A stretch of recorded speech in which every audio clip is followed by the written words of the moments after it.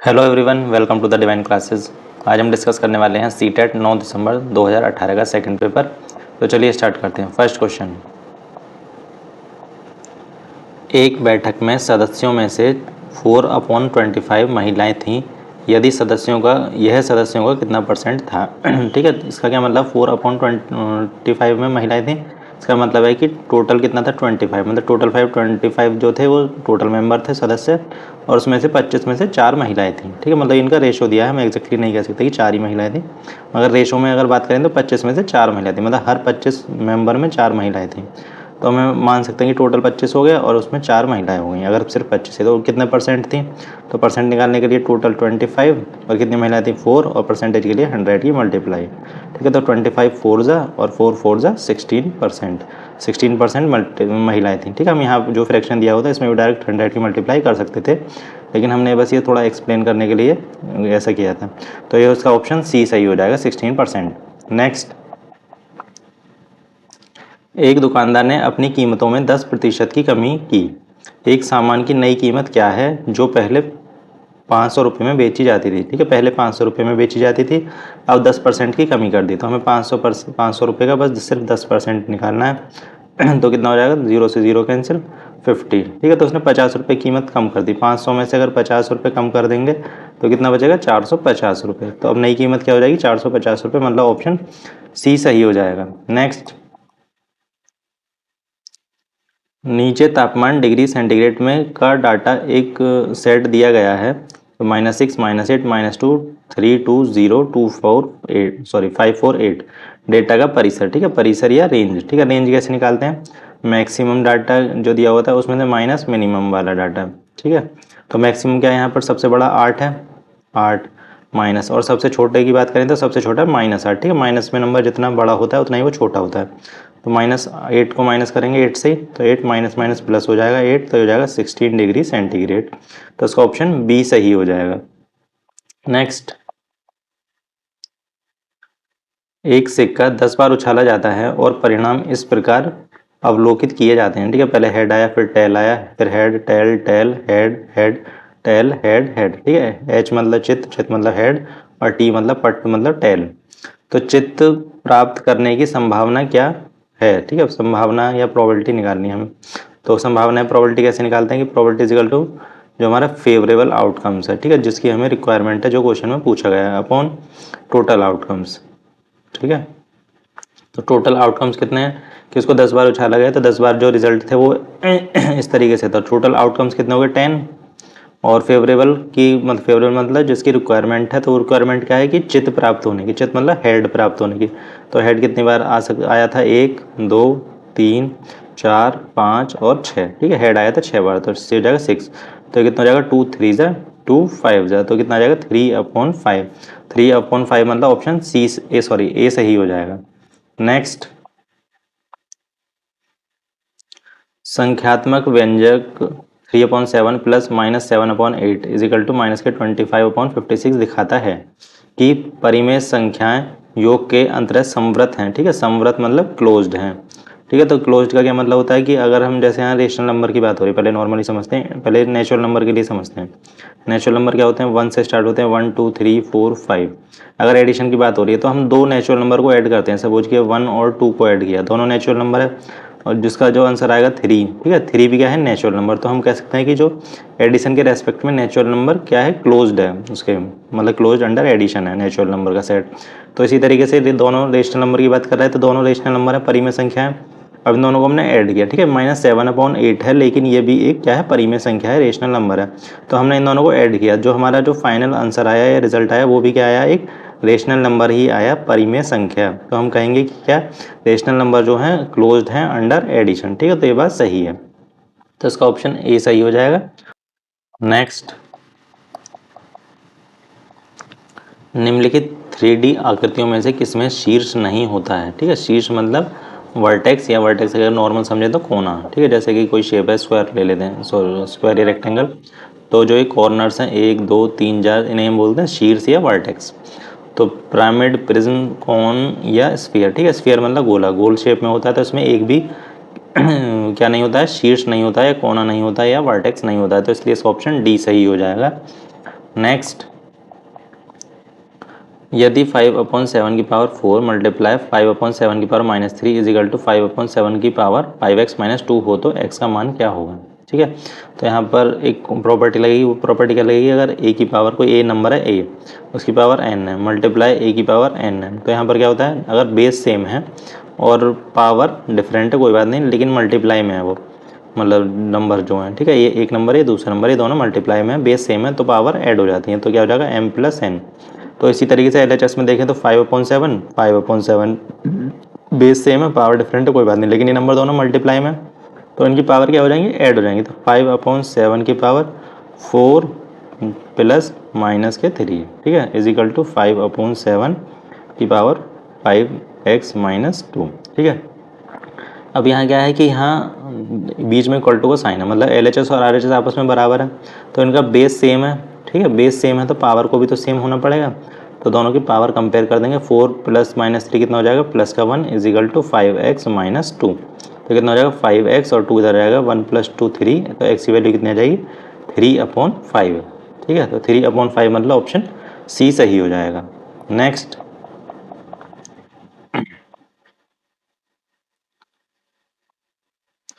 मान लीजिए कि परिमेय संख्या, 3 परिमेय संख्या हैं जहां a is equal to 3/5, b is equal to 2/3 और c इज इक्वल टू -5/6 हैं, तो निम्नलिखित में से कौन सा कथन सत्य है। ठीक है, और चाहिए 4 ऑप्शन दिए, इसमें से कौन सा सही होगा ये बताना है। तो ये तो हमें चारों सॉल्व करके ही पता चलेगा कि कौन सा सही है, लेकिन यहाँ हमें b+c और a+c, b+c 3 ऑप्शन में, a+c 3 ऑप्शन में, ठीक है, फिर b-c a-c। तो पहले b+c और a+c की वैल्यू निकाल लेते हैं, क्योंकि उनकी जरूरत हमें पड़ेगी। b+c कितना आएगा, b+c मतलब 2/3 -5/6, तो ये कितना हो जाएगा, LCM 6, 4 - 5, तो कितना हो जाएगा -1/6। और a+c मतलब 3/5 प्लस माइनस हो जाएगा, प्लस माइनस माइनस 5/6, 5 और 6 का LCM 30, 5 6 जा 6 के ऊपर मल्टीप्लाई 18 -6 5 जा 5 के ऊपर 25, तो माइनस के 7/30। ठीक है, अब एक एक करके ऑप्शन चेक करते हैं, पहले ए वाला चेक करते हैं। ए चेक करेंगे तो a इंटू b+c, b+c कितना था, -a मल्टीप्लाई b+c, तो a कितना है 3/5 और b+c हमने निकालना -1/6, तो 3 2 जा, तो कितना हो जाएगा -1/10। ठीक है, LHS कितना आ रही है, -1/10। RHS देखते हैं, b की मल्टीप्लाई करनी है, b कितना है 2/3, उसमें मल्टीप्लाई करनी है a+c कितना निकाला -7/30, तो कितना आ जाएगा -14, उससे 2 से कैंसिल हो जाएगा 15 टाइम, तो -7/45। ठीक है, तो ये तो -7/45, तो पहला वाला तो गलत हो गया, दूसरा चेक करते हैं। दूसरे में क्या, b+c का एक में डिवाइड करना है, तो 3/5 डिवाइड b+c मतलब -1/6, तो 3/5 मल्टीप्लाई हो जाता है, उसका रेसिप्रोकल हो जाएगा -6/1, तो -18/5। ठीक है, अब RHS निकालते हैं इसकी। a+ अब b में डिवाइड करना, b कितना था 2/3 डिवाइड a+c कितना था -7/30, -7/30, तो 2/3 मल्टीप्लाई 30/7 हो जाएगा, -3 से 10 टाइम्स, तो हो जाएगा -20/7। ठीक है, तो ये भी दोनों डिफरेंट आ रहे हैं। ठीक है, तो ये भी नहीं हो सकता। अब तीसरा है कि a+b+c, तो a+b+c चेक करते हैं, b+c तो है हमारे पास, और a कितना 3/5 और b+c है -1/6, तो -1/6, फिर कितना हो जाएगा 30, 5 6 जा, ठीक है, तो 6 की मल्टीप्लाई 18 -6 5 जा 5, तो कितना होगा 15 - 7 सॉरी 18 - 5 13/30। ठीक है, 13/30 आ गया सी ऑप्शन का LHS। अब RHS चेक करते हैं, b कितना था 2/3 प्लस a+c माइनस के 7/30, तो LCM 30 आएगा, 3 10 से 20 -7, तो 20 - 7 30 13/30। ठीक है, तो सी ऑप्शन में LHS और RHS बराबर आ रहे हैं, तो इसका ऑप्शन सी हो जाएगा। ठीक है, और इसको हम बिना प्लस करे भी चेक कर सकते थे, वो कैसे, क्योंकि ये अगर सी ऑप्शन में ध्यान से देखें तो a+b+c फिर b+a+c। ठीक है, तो ये कौन सी प्रॉपर्टी लग रही है इसमें, एसोसिएटिव और कॉम्यूटेटिव दोनों लग रही है, और एडिशन, और ये क्या है रेशनल नंबर्स हैं तीनों, और रेशनल नंबर्स क्या होते हैं अभी हमने ऊपर भी देखा था, क्लोज अंडर एडिशन थे, कॉम्पिटेटिव भी होते हैं। कॉम्पिटेटिव का मतलब ए प्लस बी करें या बी प्लस ए करें तो भी एक ही बात रहेगी। अगर 3 नंबर को पहले 2 को प्लस कर लिया उसके बाद तीसरे को ऐड करें, या पहले 2 को बाद वाले 2 को कर लिया फिर बी जो रिजल्ट आया उसको पहले वाले में ऐड कर दिया, तब भी बात सेम रहेगी। मतलब इसको कहते हैं 3 वाली को एसोसिएटिव प्रॉपर्टी। ठीक है, तो इसका ऑप्शन सी सही हो जाएगा। नेक्स्ट, ज्यामितीय निरूपण जो पूरे और उसके अंश के बीच संबंध दिखाता है वो क्या होता है? हिस्टोग्राम, पाई चार्ट, दंड आरेख या चित्रलेख। ठीक है, पूरा ये रहा और उसका कोई पार्ट मतलब कोई अंश ये हो गया। ठीक है, तो ये कौन सा ग्राफ होता है हमारा? इसे बोलते हैं पाई चार्ट। ठीक है, पाई चार्ट मतलब इसका ऑप्शन बी सही हो जाएगा। नेक्स्ट, यदि q एक प्राकृतिक संख्या p का वर्ग है तो p क्या होगा? q का वर्ग होगा, q का वर्गमूल होगा, q के बराबर होगा, q से बड़ा होगा। ठीक है, q क्या है? p का वर्ग है, q इजिकल टू p का स्क्वायर, दोनों तरफ स्क्वायर रूट ले देंगे तो square root of q is equal to p। तो p क्या है? q का वर्गमूल ही है, स्क्वायर रूट ऑफ q। तो ऑप्शन बी सही हो जाएगा। नेक्स्ट,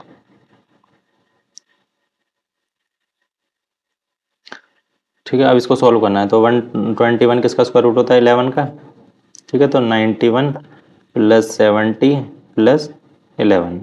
ठीक है, 70 प्लस 11 कितना हो जाएगा? 81, और 81 किसका स्क्वायर रूट होता है? 9 का। तो 91 प्लस 9, 91 प्लस 9 कितना हो जाएगा? 100, और 100 किसका होता है? 10 का। ठीक है, ये बहुत आसान क्वेश्चन था, तो इसका ऑप्शन बी सही हो जाएगा। ठीक है, बस हमें स्क्वायर रूट पता होने चाहिए थे। नेक्स्ट,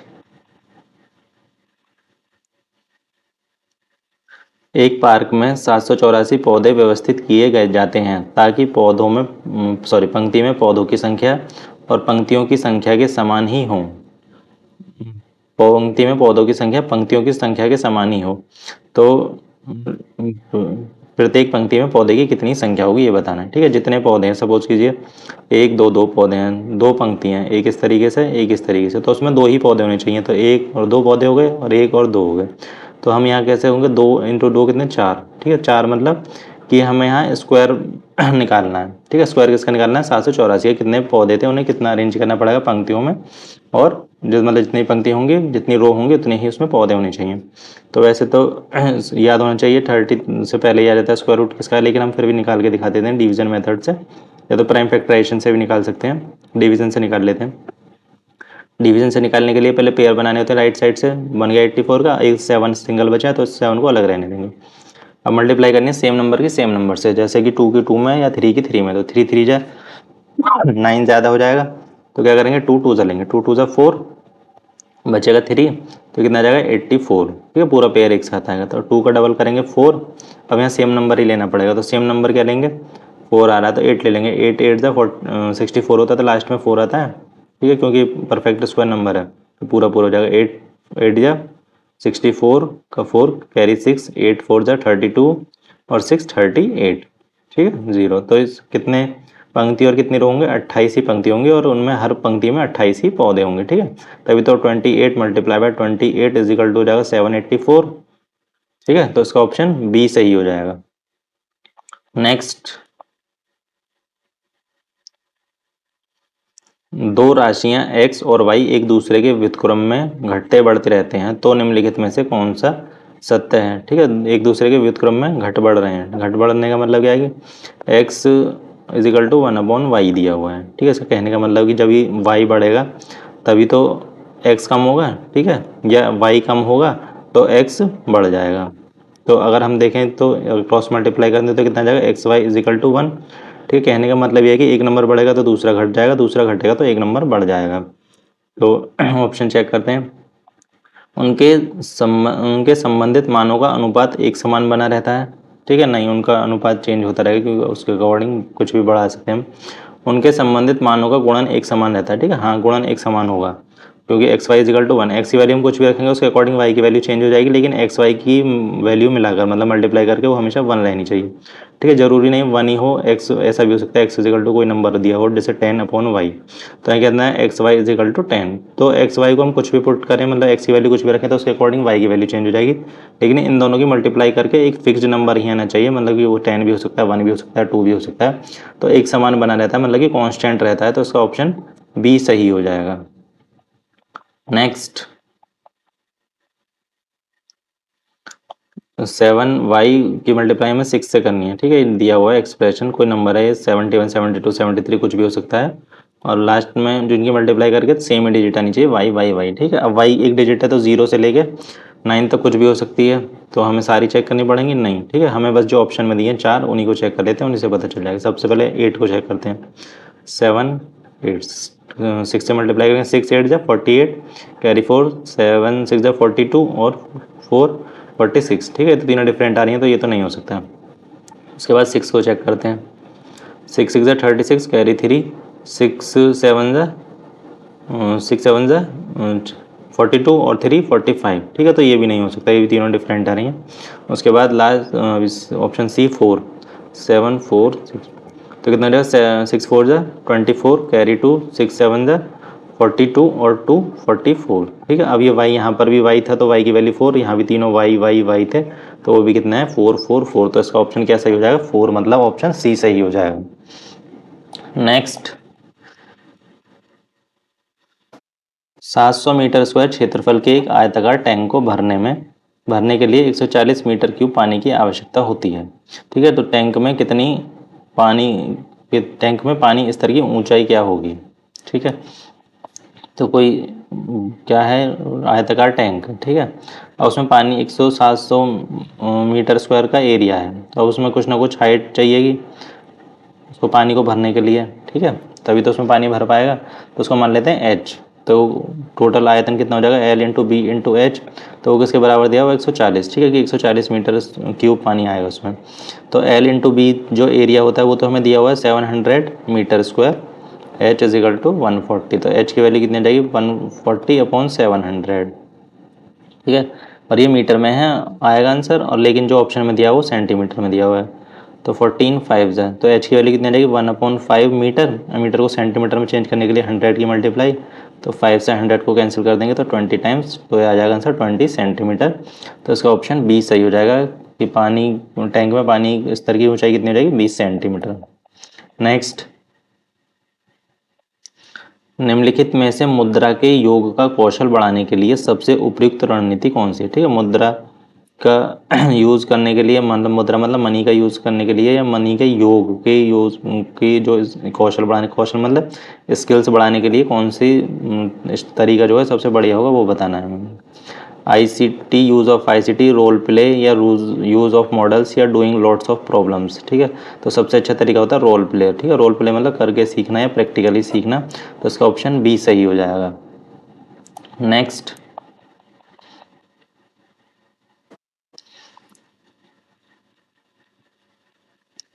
अपनी कक्षा में गुणा की अवधारणा को पढ़ाने के बाद एक शिक्षक ने अपने बच्चे से 48 को 4 से गुणा करने को कहा, तो उनके छात्रों में से एक ने इसे मौखिक रूप से हल किया, ठीक है, ओरली सॉल्व कर दिया। तो कैसे किया वो देखना। 48 को 4 से गुणा करने के लिए हम पहले 48 में 48 जोड़ते हैं जिससे 96 बनता है, और फिर 96 जोड़ते हैं तो उससे 192 मतलब कि 192 बनता है। इस प्रकार उत्तर 192 है, ठीक है। तो गुणा की उसकी रणनीति के बारे में आप क्या कह सकते हैं, ठीक है, तो हम ऑप्शन से देख के बताएंगे।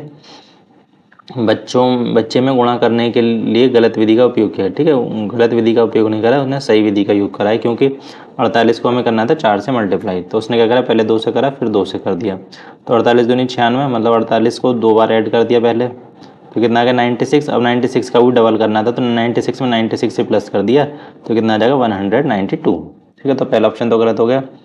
उसे गुणा की अवधारणा समझ में नहीं आई है, ठीक है, ये भी गलत है, अगर समझ में नहीं आती तो सॉल्व कैसे करता है। थर्ड, दी गई समस्या एक गुणा समस्या है और योग की समस्या नहीं है, ठीक है, ये भी गलत है, ठीक है, क्योंकि योग गुणा जो होती है वो बार बार योग करके ही आती है, मतलब प्लस करके, क्योंकि उसने 48 को 4 बार प्लस कर लिया, उसने गुणा को बार बार योग के रूप में समझा है, ठीक है, ये बात सही है कि उसने योग के रूप में उसे गुणा को समझाया, तो इसलिए उसने प्लस कर करके उसको सॉल्व कर दिया, तो इसका ऑप्शन डी सही हो जाएगा। नेक्स्ट, बच्चे को समय की अवधारणा को प्रस्तावित करने के लिए प्रारंभिक गतिविधि के रूप में निम्नलिखित में से कौन सी की जानी चाहिए, ठीक है, समय के कॉन्सेप्ट को समझाना है तो उसे क्या करना चाहिए टीचर को वो बताना है। समय से संबंधित वाक्यांशों ठीक है, उसने बोला प्रारंभिक गतिविधि मतलब स्टार्टिंग में कैसे उसको बताना है वो बताना है उसके बारे में। समय से संबंधित वाक्यांशों के साथ पूर्व अनुभवों के बारे में चर्चा करना। ठीक है, तो सही ऑप्शन तो यही हो जाएगा। ठीक है, क्योंकि सबसे पहले उसके सिर्फ चर्चा करना उसके बारे में कि समय होता क्या है, या पुरानी बातें बताना, पुराने अनुभव बताना। ठीक है, अब बाकी क्यों कर लेते हैं वो देखते हैं। बच्चों को पढ़ाना की घड़ी में समय को कैसे पढ़ाया जाए। ठीक है, तो स्टार्टिंग में हमें डायरेक्ट पढ़ाना नहीं है, पहले उसके बारे में बताना है, तो ये गलत। उससे अगला, बच्चों को पढ़ाना की बीते हुए समय की गणना कैसे करें। ठीक है, पहले बच्चों को समय के बारे में बताना है तो बाद में तो गणना करवाएंगे, तो ये भी गलत हो जाएगा। ठीक है, डायरेक्ट स्टार्टिंग में गणना नहीं करवानी है उनसे। ठीक है, मतलब गणना मतलब कैलकुलेट नहीं, स्टार्टिंग में नहीं करवाना, पहले उनके बारे में समझाना है उन्हें। विभिन्न इकाइयों में समय का रूपांतरण करना। ठीक है, कन्वर्जन भी नहीं, पहले सिर्फ उन्हें बताना है समय होता क्या है, कैसे पता करते हैं, कैसे कितनी यूनिट्स होती हैं। ठीक है, डायरेक्ट उन्हें करवाना नहीं है, तो इसका ऑप्शन एक ही सही हो जाएगा, ऑप्शन ए। नेक्स्ट, निम्नलिखित में से कौन सा मूल्यांकन का उद्देश्य नहीं है। ठीक है, मूल्यांकन मतलब असेसमेंट का पर्पस नहीं है, वो बताना है हमें। छात्र के विकास की निगरानी करना, ठीक है, ये तो है। निर्देशक निर्णय देना, ये भी ठीक है। पाठ्यक्रम की प्रभावशीलता का मूल्यांकन करना, ये भी ठीक है। ठीक है, क्या मतलब कि कैरिकुलम जो भी उसका पढ़ाने का तरीका वो कैसा है, वो भी ठीक है। प्रदर्शन के आधार पर बच्चों की रैंकिंग करना। ठीक है, बच्चों की रैंकिंग करना उसका उद्देश्य नहीं होता, तो उसका ऑप्शन यही सही हो जाएगा, ऑप्शन डी। ठीक है, ऑप्शन डी मतलब स्टेटमेंट डी मतलब ये ऑप्शन बी सही हो जाएगा। नेक्स्ट,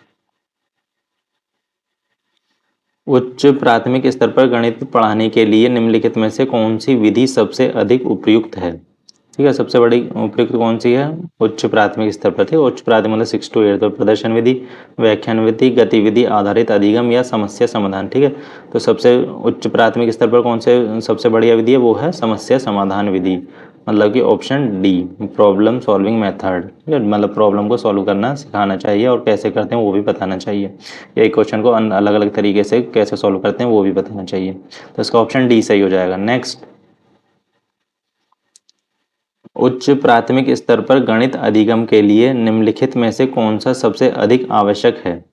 ठीक है, उच्च प्राथमिक स्तर पर गणित अधिगम के लिए निम्नलिखित में कौन सा सबसे अधिक आवश्यक है वो बताना है। एक समस्या को कई बार हल करना। ठीक है, एक ही समस्या को नहीं, अलग अलग समस्या को हल करना, तो ये तो नहीं है।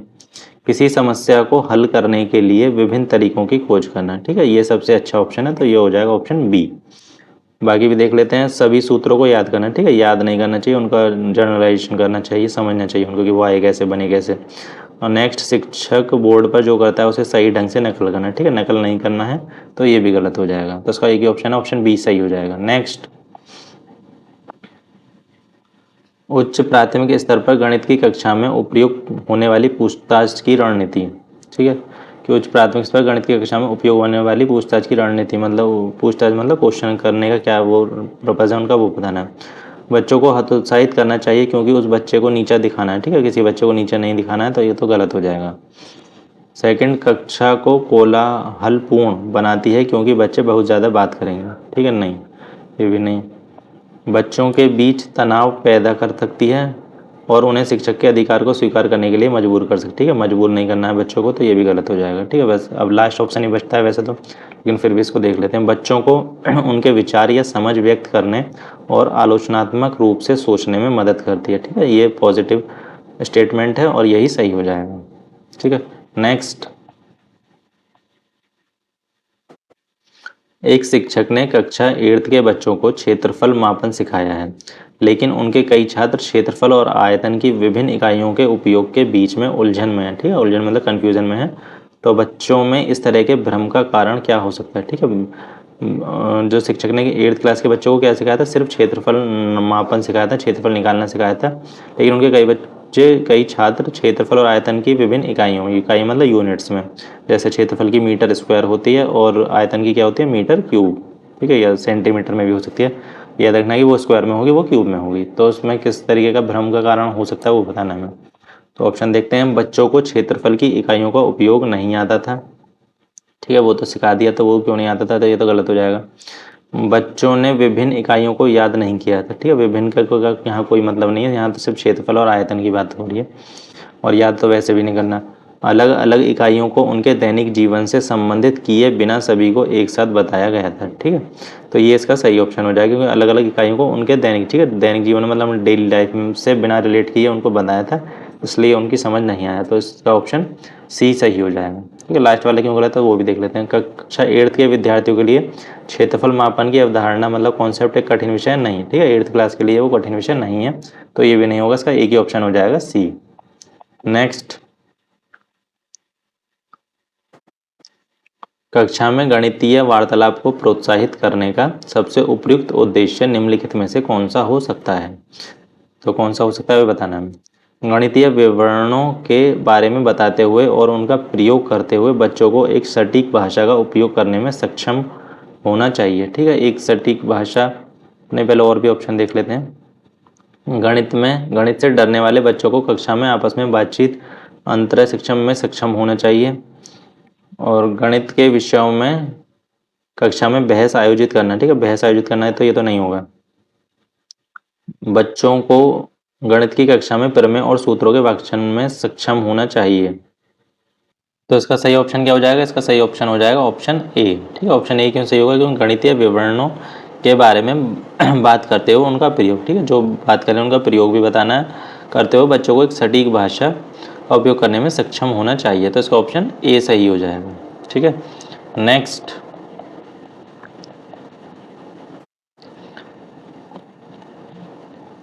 गणित में नैदानिक परीक्षण का उद्देश्य क्या है? ठीक है, बच्चों की समझ में अंतर जानना, माता पिता को प्रतिक्रिया देना। ठीक है, तो माता पिता से तो कोई मतलब नहीं है, मतलब क्लास में गणित पढ़ाते समय।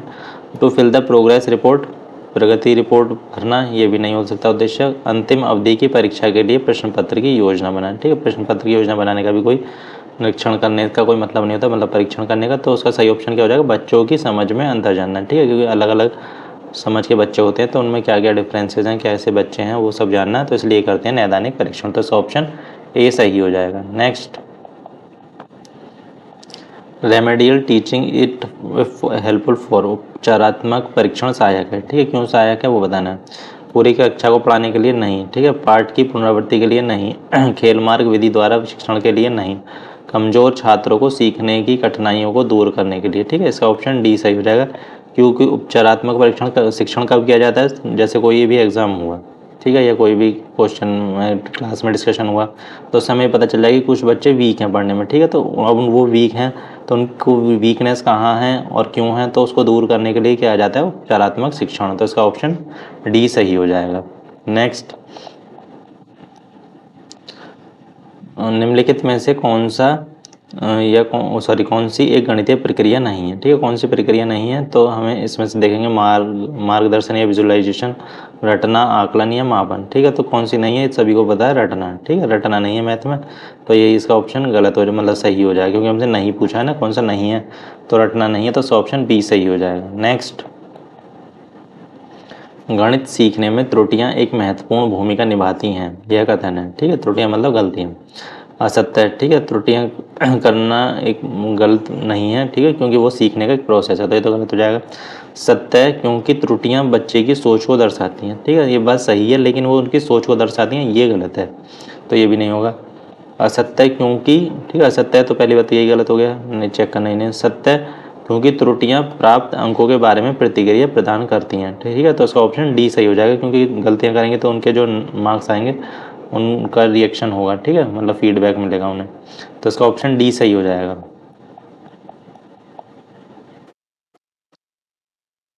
आकार पढ़ाते समय एक शिक्षक ऐतिहासिक स्थानों की यात्रा की योजना बना सकता है, क्योंकि, ठीक है, उसे आकार मतलब शेप्स बतानी है, तो वो योजना बना सकता है टीचर, तो क्यों बना सकता है ये बताना है। अवकाश समय प्रदान करने की आवश्यकता है, क्योंकि अधिकांश पाठ्यक्रम समाप्त हो चुका है। ठीक है, नहीं, ये गलत हो जाएगा। यह संचार कौशल में सुधार करने का अवसर होगा। ठीक है, अभी आगे और भी देख लेते हैं ऑप्शन कौन सा सही हो सकता है। ठीक है, ये संचार कौशल कम्युनिकेशन के लिए थोड़ी ना कराने, उसको शेप की समझानी है बच्चों को, तो ये तो नहीं होगा। ठीक है, आकार हर वास्तुकला का एक अभिन्न हिस्सा है और इस सतह की ये यात्राएं विषय में संबंध को प्रोत्साहित कर सकती हैं। ठीक है, संबंध बताना मतलब कि रिलेट कर पाएंगे बच्चे एक दूसरे से, मतलब शेप से, तो ये इसका ऑप्शन सी सही हो जाएगा। नेक्स्ट, इसका एक ही ऑप्शन सही हो जाएगा, सी, मतलब सी स्टेटमेंट था, मतलब इसका ऑप्शन बी सही हो जाएगा। नेक्स्ट, एक छात्र को एक घन की सतह का क्षेत्रफल निकालने के लिए कहा गया था। उसने आयतन निकाला। गणना में त्रुटि या त्रुटि के कारण हो सकते हैं, मतलब हैं क्या हैं वो बताने में। छात्र कक्षा को उबाऊ पाता है क्योंकि उसे गणित की कक्षा पसंद नहीं है। ठीक है, नहीं, ये नहीं हो सकता।